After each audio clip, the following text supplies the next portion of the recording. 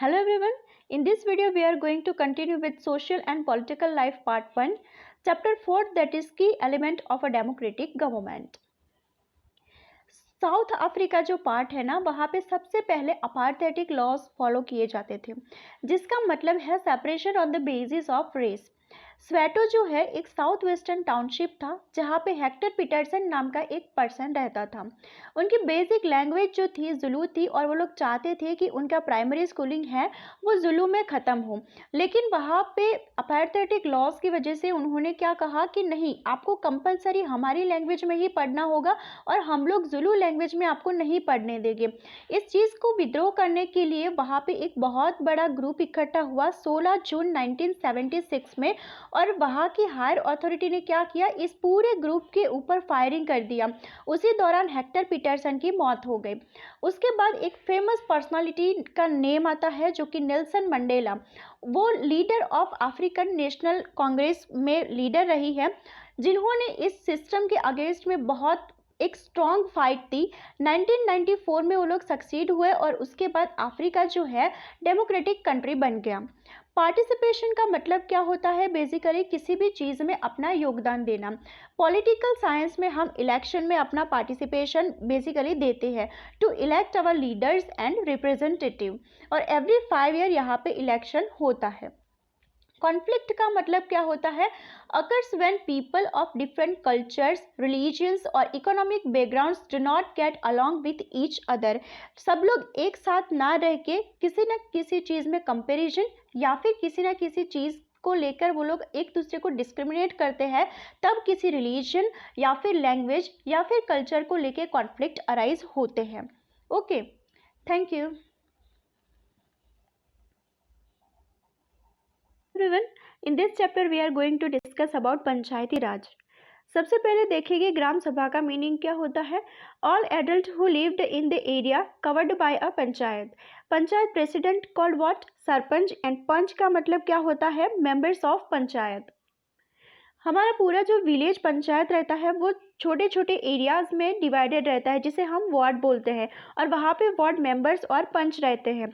All members of gram सभा वो लोग क्या करेंगे कि सरपंच और पंचायत प्रेसिडेंट को इलेक्ट करते हैं। एवरी 5 ईयर हमारे विलेज पंचायत का इलेक्शन होता है, जो कि स्मॉल स्मॉल वार्ड में डिवाइडेड होता है। सेक्रेटरीज जो होते हैं वो इलेक्टेड नहीं होते हैं, अपॉइंटेड बाय गवर्नमेंट होते हैं, वो उन लोगों का इलेक्शन नहीं होता है। And they are part of both gram sabha and gram panchayat. उनकी रिस्पॉन्सिबिलिटी क्या होती है, for the calling of meeting gram sabha and gram panchayat and keeping the record of the proceeding. जो भी यहाँ पे प्रोसीजर्स होते हैं, जो भी इम्प्लीमेंटेशन होते हैं, वो सारे रिकॉर्ड सेक्रेटरी के पास रहते हैं। Difference between gram sabha and gram panchayat. देखिए, ग्राम पंचायत जो होती है वो टेम्पररी बॉडी होती है, और एवरी 5 ईयर उनका इलेक्शन किया जाता है, जबकि ग्राम सभा है एक परमानेंट बॉडी रहती है। ग्राम सभा का की एलिमेंट ग्राम पंचायत होता है। सारे के सारे जो भी इम्प्लीमेंटेशन किए जाते हैं गवर्नमेंट स्कीम या डेवलपमेंटल प्रोग्राम्स के, वो यहाँ पे सबसे पहले पास आउट हो गए, उसके बाद पब्लिक में वो लोग इम्प्लीमेंट करते हैं। उनका मेन टास्क क्या रहता है, to implement the developmental programmes. Work of panchayat में क्या रहेगा, the construction and maintenance of water source, road, drainage, school, building etcetera, levying and collecting local tax, as well as executing government scheme related to employment in village। अब ये सारा जो maintenance and construction होता है, उसके लिए source of fund कहाँ से आएगा, ठीक है, मनी कहाँ से वो लोग मैनेज करेंगे। तो सबसे पहले हाउसिंग एंड मार्केट प्लेस में जो हमारे टैक्सेस रहते हैं, उसके बेस पे कुछ गवर्नमेंटल स्कीम के अकॉर्डिंग कुछ फंड कलेक्ट किए जाते हैं, एज वेल एज कुछ डोनेशन के थ्रू भी वहाँ पे क्या करते हैं, वो लोग मनी कलेक्ट करते हैं। तो ऐसे करके फंड को कलेक्ट किया जाता है। 3 लेवल ऑफ पंचायत में सबसे पहले विलेज लेवल रहेगा, जो कि जहाँ पे ग्राम पंचायत होता है। उसके ऊपर ब्लॉक लेवल रहेगा, जिसे हम जनपद पंचायत और पंचायती समिति बोलते हैं।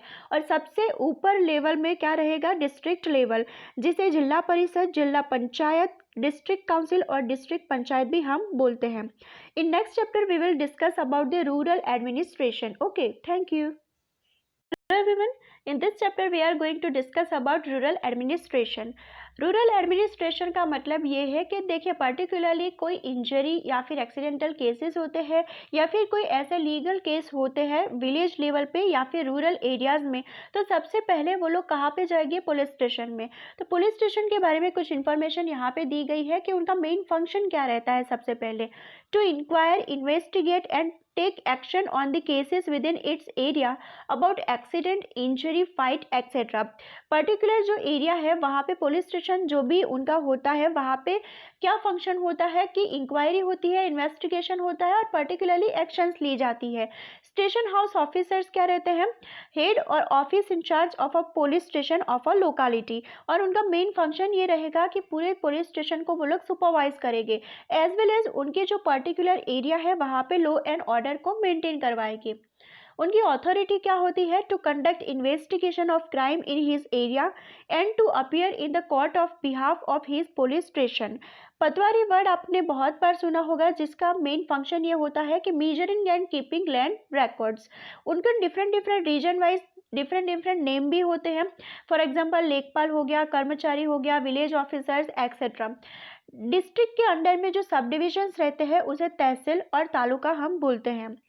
हेड ऑफ द डिस्ट्रिक्ट कौन रहेगी? डिस्ट्रिक्ट कलेक्टर, और उनके अंडर में रेवेन्यू ऑफिसर्स और तहसीलदार काम करते हैं।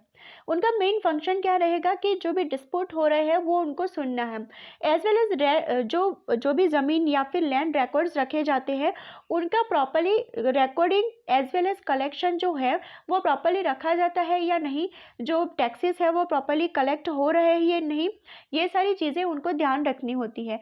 As well as caste certificate जो हम इशू करवाते हैं वो भी रेवेन्यू ऑफिसर्स या फिर तहसीलदार के अंडर में ही आता है।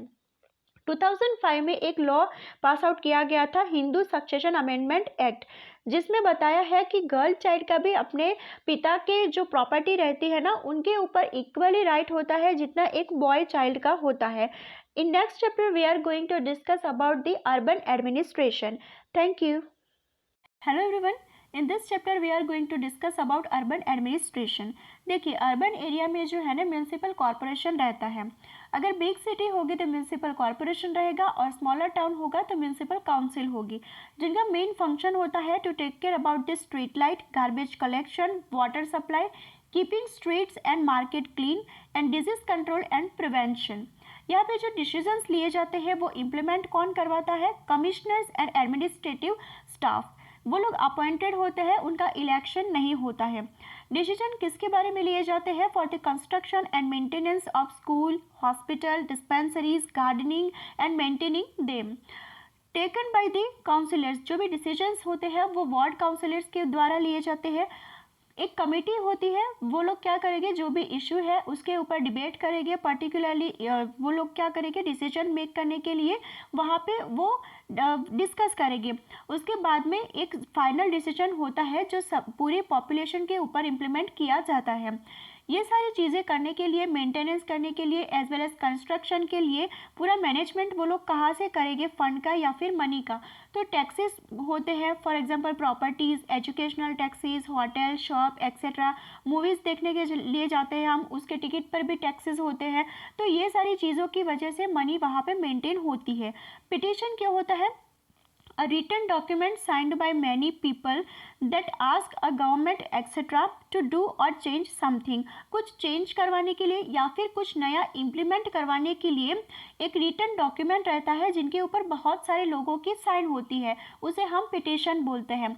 In next chapter we will discuss about the livelihood, जिसमें अर्बन एंड रूरल दोनों लाइवलीहुड के बारे में बताया गया है। Thank you. Hello everyone, in this chapter we are going to discuss about rural livelihoods। Rural livelihoods में बेसिकली जो रूरल पीपल रहते हैं विलेज में वो एग्रीकल्चरल एक्टिविटी पे ज़्यादा डिपेंडेंट रहते हैं। उसी में से कल्पत्तू विलेज का यहाँ पे एक नाम मेंशन किया गया है जो कि तमिलनाडु के सी कोस्ट पे पड़ता है। वहाँ का जो मेन क्रॉप है वो पैडी है और जून से लेकर दिसंबर के बीच में होता है। नागालैंड में फेक डिस्ट्रिक्ट है जिसमें एक विलेज है चिलजामी, वहाँ पे राइस का टेरेस गार्डनिंग किया जाता है और वहाँ पे वाटर को रिटेन करने के लिए उन्होंने स्टेप्स फॉर्म किए हैं क्योंकि राइस को कल्टीवेट करने के लिए बहुत सारा पानी चाहिए। अदर एक्टिविटीज़ में क्या रहता है? Collection from the forest animal husbandry, dairy products, fishing etcetera. और कल्पतरू के नियर में ही एक दूसरा विलेज है पुडुपेट, वहाँ पे फिशिंग का बहुत ज़्यादा इम्पोर्टेंस है। तो कुछ रूरल लाइवलीहुड के बारे में इतनी ही इन्फॉर्मेशन थी। अर्बन लाइवलीहुड में भी सेम लाइक दैट यही डिस्क्राइब किया गया है कि कैसे वो लोग अर्निंग करते हैं, उनका सोर्स ऑफ इनकम क्या रहता है और कुछ प्रॉब्लम क्या फेस करते हैं। कभी कभी इकोनॉमिक बैकग्राउंड बहुत ज़्यादा पुअर होने की वजह से, और फिर क्या होता है, हमारे नॉर्मल सर्वाइवल के लिए भी इतनी मनी नहीं रहती है हमारे पास कि फिर वो लोग क्या करते हैं कि सुसाइडल अटैम्प्ट भी कर लेते हैं कभी कभी। तो ये सारी कुछ सोशल इश्यूज वहाँ पे डिस्क्राइब किए गए हैं। ओके, तो यहाँ पे क्लास 6 की जो सिविक्स है वो ख़त्म होती है। नेक्स्ट वीडियो में हम क्लास 7 के सिविक्स देखेंगे। Thank you.